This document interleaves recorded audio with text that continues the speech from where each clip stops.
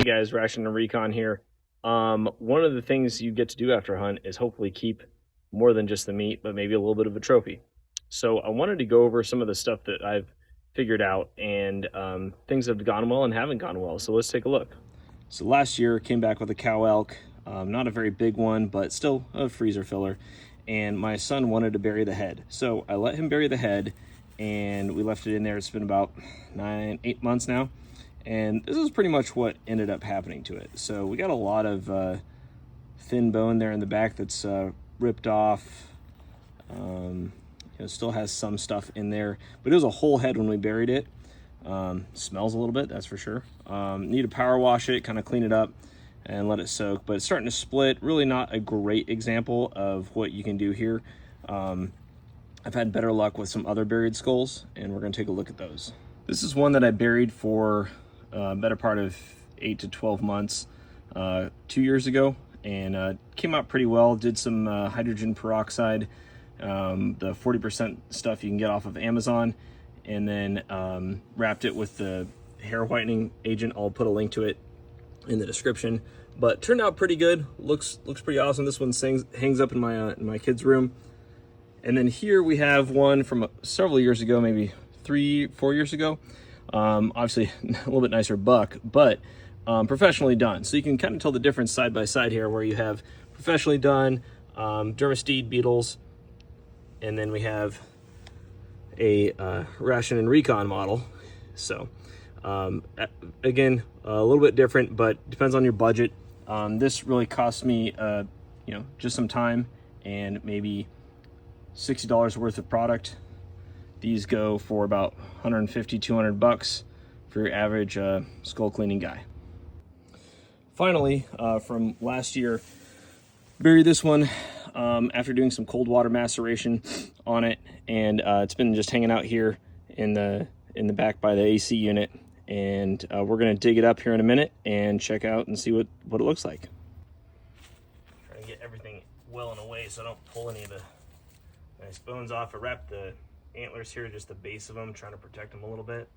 So really not too bad. I've done about 6 weeks of cold water maceration on this, or whatever is water maceration, and that was going okay. Clearly it's been cleaned out pretty well. I think a little bit of work with the hose and we'll be well on our way, ready to wrap and go from there. But yeah, this looks pretty good. Pretty excited. Looks a lot better than that elk that we had back there. So I guess this is the difference between some cold water maceration for about 6 weeks and yeah, it's actually just the eyeball there. And just burying something in the ground. So we're gonna continue to clean this out, and then we'll go for the final product here in a little bit.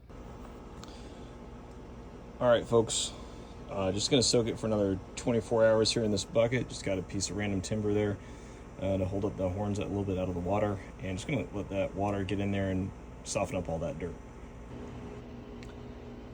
Well, folks, figured out while I can, might as well do one more 24-hour soak, just make sure it's all nice and squeaky clean with that degreasing Dawn dish soap on there, and we'll take a look tomorrow evening.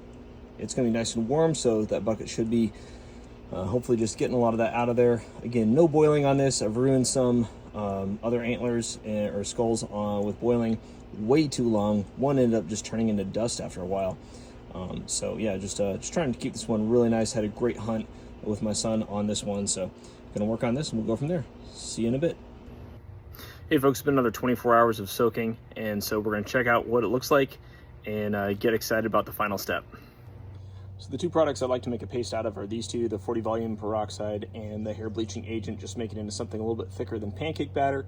Paste it in all the nooks and crannies and all around. Careful not to get the antlers. And I'd wrap the base of the antlers with some saran wrap, and then get that put on there for about 12 plus hours. There's all kinds of people having different reasons, 12 hours, 24 hours, etc. Just give it a shot, see what works best, see what you think is enough, and you can always add more later. It cost me about 60 bucks for these two products. And here's where we're at right now. Again, the one on the left, It's where I was at. I buried it for a while and then bleached it myself. This is one we've been working on for the past couple days. The patina looks really cool, kind of a sepia tone to it, but we'll need to get all that bleached out a little bit to remove any kind of stink, etc. before we get it in the house. And then finally, 150, 200 bucks, something like that, for a professional to use Dermastid beetles and any kind of bleaching that they do in-house. So there you go. So for about $65 and a little bit of elbow grease, you can do all this yourself and have a project that you're proud of, something that's completely DIY, from your hunt all the way to your trophy on the wall. And as long as the wife isn't complaining about what's going on in the backyard and anything weird smelling back there, you can do it yourself. And for Ration Recon, we'll talk at y'all later.